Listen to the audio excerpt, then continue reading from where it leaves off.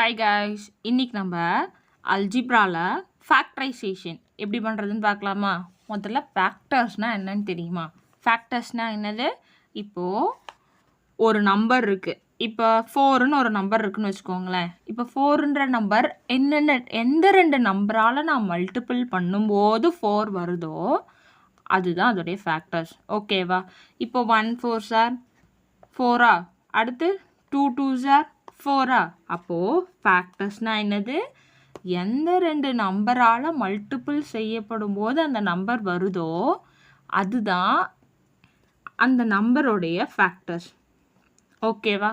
அப்போது ஒரு பாலினாமியல் ஈக்குவேஷனில் எந்த ரெண்டு ஃபேக்டர்ஸை நான் மல்டிபிள் பண்ணும்போது எனக்கு இந்த ஈக்குவேஷன் கிடைக்குதோ அதுதான் ஃபேக்டர்ஸ். ஓகேவா? அந்த ஃபேக்டர்ஸை கண்டுபிடிக்கிறது தான் ஃபேக்டரைசேஷன். இப்போது ஃபேக்டரைசேஷனில் இந்த மெத்தட் ஸ்கொயர் இருக்குல்ல, பைனோமியல் ஈக்குவேஷன்ஸுக்கு மட்டும்தான் இந்த மெத்தட் போடணும். கியூபிக் ஈக்குவேஷன்ஸுக்கோ இல்லை லீனியர் ஈக்குவேஷன்ஸ்க்கோ இந்த மெத்தட் யூஸ் பண்ணக்கூடாது. ஆன்சர் வராது, தப்பு. ஓகேவா? இப்போது பைனாமியல் ஈக்குவேஷனில் எப்படி ஃபேக்டரைசேஷன் கண்டுபிடிக்கிறது அப்படின்னா, ஃபர்ஸ்ட்டு எல்லா நம்பரும் 1ஆல் மல்டிபிள் செய்யப்பட்டிருக்குதுன்னு நமக்கு தெரியுமா? அப்போ x² முன்னாடி யார் வரா? 1 வருவாங்க.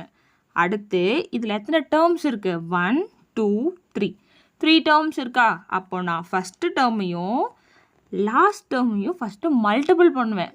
அப்போ 124s are 24. ஓகேவா? 24 வரணும். எந்த ரெண்டு நம்பரை நான் மல்டிபிள் பண்ணும்போது 24 வரும். அடுத்து இங்கே நடுவில் இருக்காருல 10, அந்த 10ஐ நம்ம மல்டிபிள் பண்ணுறோம்ல ரெண்டு நம்பரை வச்சு. அப்படி மல்டிபிள் பண்ணும்போது அந்த நம்பரை ஆட் பண்ண எனக்கு என்ன கிடைக்கணும்? 10 கிடைக்கணும். வித் சைனோடு எடுத்து எழுதுங்க. +10 இருக்கு. ஓகேவா? ஃபஸ்ட் டேர்மையும் லாஸ்ட் டேர்மையும் மேலே போட்டுக்கணும். நடுவில் வர டேர்மை சைனோடு எடுத்து எழுதணும். மேலேயும் சைனோடு தான் போடணும். +++. கரெக்டாக? +24 +10 வருது. அப்போது என்னென்ன பாசிபிலிட்டிஸ்லாம் இருக்குது 24 வர்றதுக்கு? 124s are 24. கரெக்டாக? 124s are 24. 12 2s are 24. Next 8 3s are 24. 6 4s are 24. ஓகேவா? இப்போ இந்த 24ல் 1ஐயும் 24ஐயும் மல்டிபிள் பண்ணால் எனக்கு 24 கிடச்சிரும். ஆனால் 1ஐயும் 24ஐயும் ஆட் பண்ணனா எனக்கு என்ன கிடைக்காது? 10 கிடைக்காது. அதனால எனக்கு இது வராது. அடுத்து 12 2s are 24. ஓகே. அடுத்து 12ஐயும் 2ஐயும் ஆட் பண்ணால் எனக்கு 10 கிடைக்குமா? கிடைக்காது. 14 தான் கிடைக்கும். அப்போது இதுவும் அதோடைய ஃபேக்டர் இல்லை. அடுத்து 8 3s are 24. ஆமாம். அப்போது 18 3யும் ஆட் பண்ணனா எனக்கு 10 வருமா? வராது. 11 தான் வரும். அப்போ இதுவும் இல்லை. ஆனால் 6 4s are 24. 6ஐயும் 4ஐயும் ஆட் பண்ணால் யார் கிடைப்பா? 10 கிடைக்கும். அப்போ நான் என்ன எழுதுகிறேன்? 6 4s are 24. ரெண்டுமே ப்ளஸில் தான் இருக்குது. சைனை மறந்துடாதீங்க. சைனை மென்ஷன் பண்ணுங்கள். கன்ஃபியூஸ் ஆகும். ஓகேவா? இப்போ நான் என்ன பண்ண போகிறேன் நெக்ஸ்ட் ஸ்டெப்பில்? இங்கே x² இருக்குது. இந்த 10க்கு பதிலாக தான் நம்ம புதுசாக ரெண்டு நம்பரை கண்டுபிடிச்சிருக்கோம். அப்போ 10xக்கு பதிலாக நான் என்ன எழுதலாம்? +6x +4x +24. இந்த 24 இங்கே இருக்கிற 24 தான் நான் போடுறேன். இந்த 10xக்கு பதிலாக தான் நம்ம ரெண்டு டேர்ம் புதுசாக கண்டுபிடிச்சி எழுதுகிறோம். புரிஞ்சுதா? இப்போது ரெண்டு டேர்ம்ஸாக இதை டிவைட் பண்ணிக்கோங்க. பண்ணிவிட்டு இந்த ரெண்டு டேர்ம்லேயும் காமனாக யார் இருக்கா? இதுலேயும் ஒரு எக்ஸ் இருக்குது, இதுலேயும் ஒரு எக்ஸ் இருக்குது. அப்போது இந்த ரெண்டு டேர்ம்லேருந்தும் நான் யாரை காமனாக வெளில எடுக்கலாம்? எக்ஸை காமனாக வெளியில் எடுக்கலாம். அப்போ எக்ஸை காமனாக வெளில எடுத்தேன் அப்படின்னா ரிமைனிங் இதில் 2 எக்ஸ் இருக்குது. ஒரு எக்ஸை நான் வெளில எடுத்துட்டேன்னா ரிமைனிங் எனக்கு இன்னொரு எக்ஸ் இருக்குமா? அப்போது ப்ராக்கெட்குள்ளே இந்த டேர்மில் ஒரு எக்ஸ் இருக்கும். இதில் எக்ஸ் போயிடுச்சுன்னா ரிமைனிங் எனக்கு என்ன இருக்கும்? ப்ளஸ் இருக்குது. ப்ளஸ்ஸு ஒரு எக்ஸ் வெளில வந்துருச்சுன்னா இன்னும் ஒரு 6 இருக்கும்.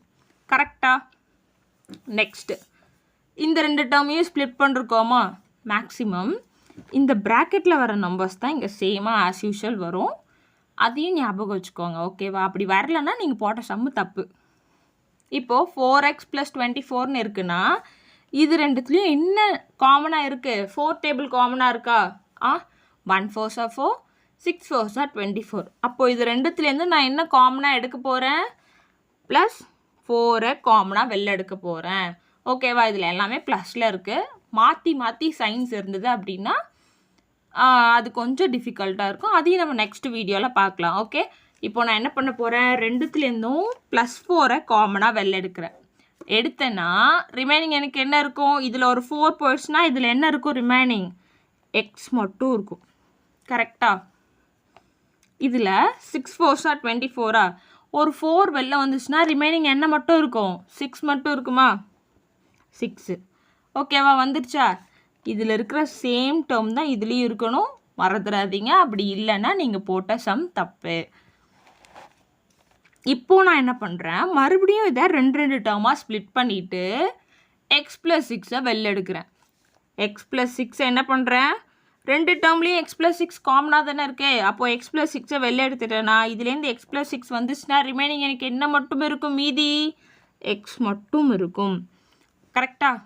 அடுத்து இதுலேருந்து x + 6 நான் வெளில எடுக்கிறேன். அப்போது ரிமைனிங் எனக்கு என்ன இருக்கும்? x + 6 வெளில போயிட்டாருன்னா 4 மட்டும் ரிமைனிங் இருக்கும். அதுக்கு முன்னாடி இருக்கிற சைன் என்னது? ப்ளஸ்ஸு. அப்போது +4. ஓகேவா? புரிஞ்சிச்சா? இந்த 2 ஃபேக்டர்ஸை மல்டிபிள் பண்ணும்போது தான் இது வருது. ஓகேவா? புரியுதா? நெக்ஸ்ட்டு சைன்ஸ் மாற்றி இருக்கிறது ப்ளஸ் மைனஸ் வச்சிருக்கிற நம்பர் பாலினாமியல் ஈக்குவேஷனில் எப்படி ஃபேக்டரைசேஷன் கண்டுபிடிக்கிறதுன்னு நெக்ஸ்ட் வீடியோவில் பார்க்கலாம். தேங்க்யூ.